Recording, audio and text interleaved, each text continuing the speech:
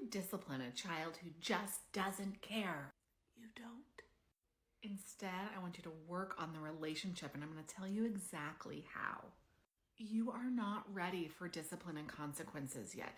Your child doesn't care because they have come to expect your consequences, your discipline, and they are resilient.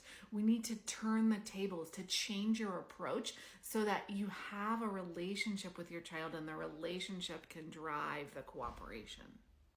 So here's how to do it. Number one, I want you to focus on co-regulation. That is the sharing of the emotional space between you and your kid. Yes, this is about you. You've got to check your tone. If you are hot, frustrated, or fast, I want you to disengage and take care of yourself before you do anything with your child.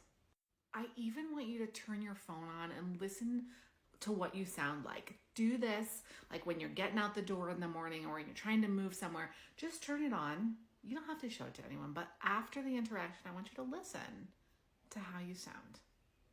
Children soak up our tone and respond often reactively and negatively. So I want you to check your tone, soften your shoulders, and I want you to notice, when is your child getting upregulated? When are they just kind of staring off, disengaging, getting kind of down-regulated?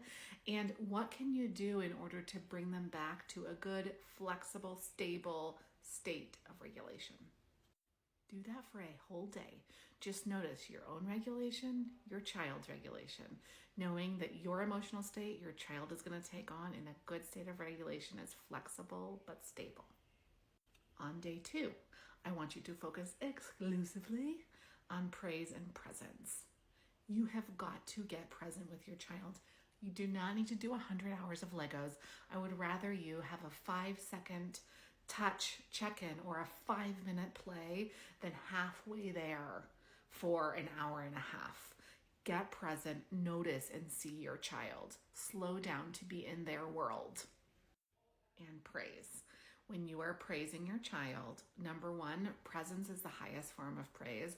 High quality praise has got to be specific, say exactly what they did well. It needs to be delivered an arm's distance, close enough to touch. You need to do it about 100 times a day. Just try to do this for 5 minutes, lots and lots for 5 minutes, and then let yourself off the hook. You want to focus on praising effort, okay? So if your child is struggling to get their shirt on, wow, arm in hole, you did it. If you've got an older kid, hey man, you came down to dinner on time. That's awesome. Putting plates on the table. Nice, right? Like you can praise anything. And part of that praise is shining eyes, smile on your face, and a warm authenticity in your voice.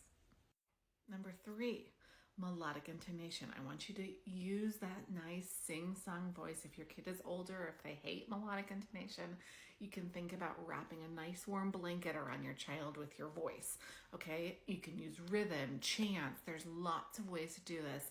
If you have a child who doesn't like your sing-song voice, heck, you could even program into your Alexa or whatever you listen to music on a song to go off at the same time every day. We're looking to cue the child that something is going to happen. We want a felt sense of like automaticity. So it's clear, like every time this song goes off, that means it's time to load the dishwasher. Or every time mama sings the jacket song, that means we're going to put our jackets on, right? So you're building in like the felt sense of like, this is how we do it. And you're also putting the burden of giving the demand outside of the parent. So we're doing it because the Alexa went off. We're doing it because we're singing our jacket song. It makes it easier to cooperate for a lot of children. So that's 3 things. Probably even if you do those 3 things, you're probably still not ready for discipline and consequences. Before you did discipline and consequences, I would coach you to really check your language. Make sure you get no, not, and don't out of your language. You're exclusively using positive opposites. I want you to spend some time making one single rule for your family, a rule that works. There's no ifs in your rule. The rule is not created in the heat of the moment. You support the rule. The rule is uber consistent. We probably need to spend some time working on transition management, priming.